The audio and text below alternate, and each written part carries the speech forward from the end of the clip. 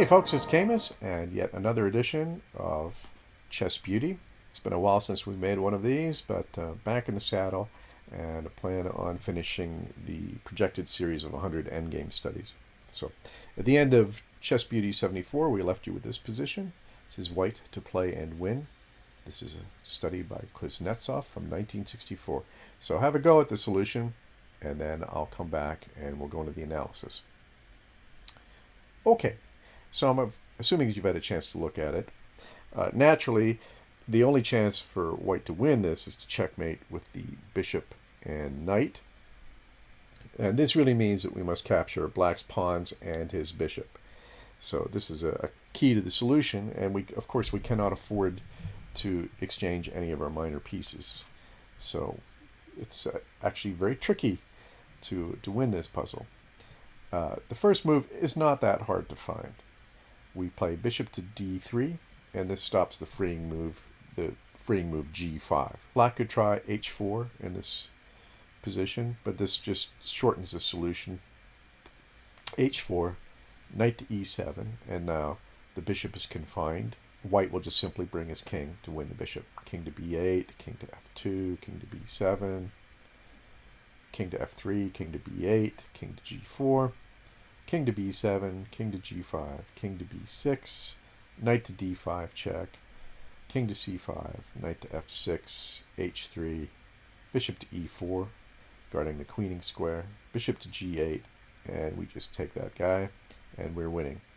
Okay, so you may have been puzzled by some of the moves of the black king, and this will become clear in the main line here. Okay, so after bishop to d3, black's best chance is bishop to g8, and he can afford to give up his pawns because as long as he keeps his bishop on the board, it's going to be impossible for white to checkmate the black king. So, but white has a good move here. He can play bishop to e4, and this threatens a discovery. He threatens, in the position, he threatens knight to e7 check, winning the bishop. I should say discovered check.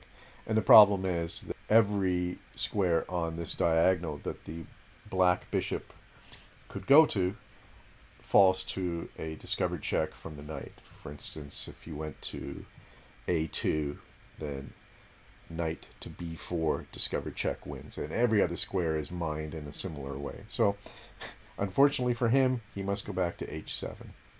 And now, knight to e7. And we're locking the door on the bishop. So step one of our plan is complete, and we've blockaded the bishop.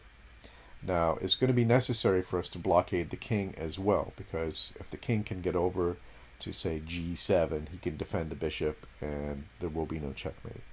So he tries king a7, and now another good move from white is bishop to d3.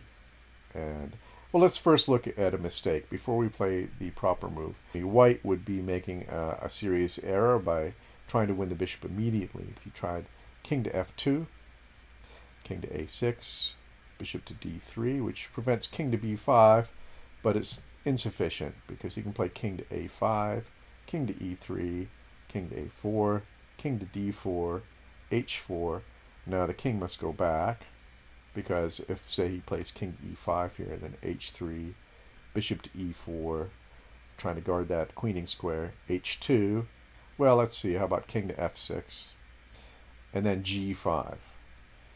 And although we can win the bishop, he gets a queen, so we'd have to do something like bishop to h1, but now black's bishop is free to roam. Okay, similarly, after h4 in that line, he plays king to e3 to try and take care of the pawn, to prevent the pawn from queening. Then king to b3, king to f3, king to c3, bishop to b1, king to d4, and now there's nothing to prevent the king to getting g7 and defending the bishop. And so what this means is that the king must be blockaded as well as the bishop. So we have to effect two blockades. So let's go back earlier in the main line. After knight to e7, as I said, locking the door on the bishop, and king a7, we must play bishop to d3.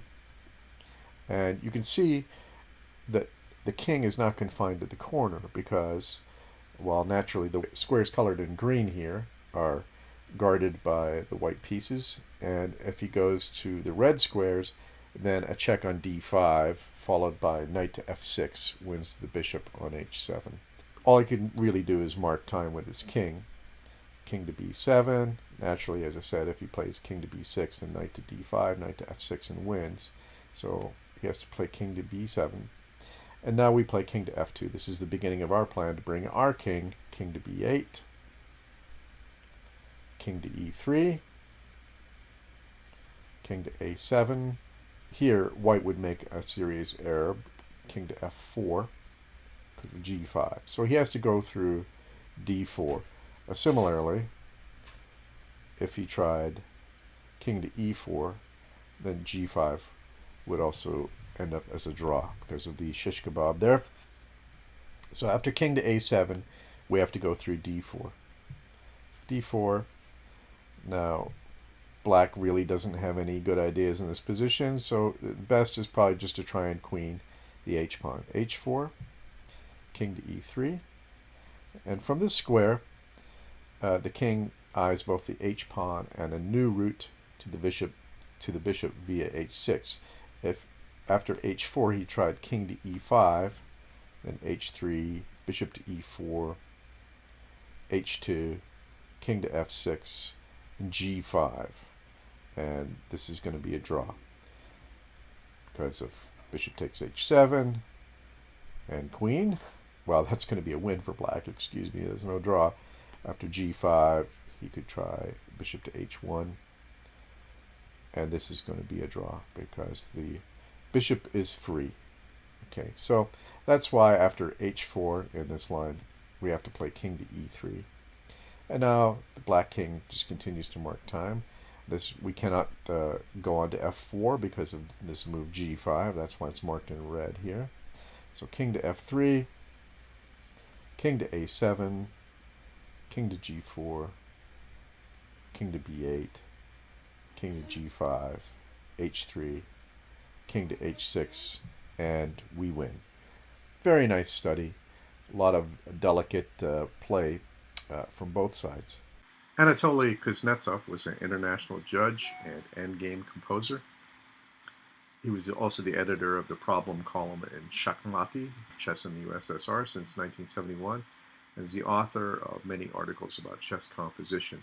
Not to be confused with Alexander Kuznetsov, who was also an endgame composer and international judge. Anatoly was born in 1932 and he died in 2000. So let's look ahead to our next study, and this will be white to move and draw. So we'll examine that in Chess Beauty 76. Look forward to seeing you then. Thanks for listening.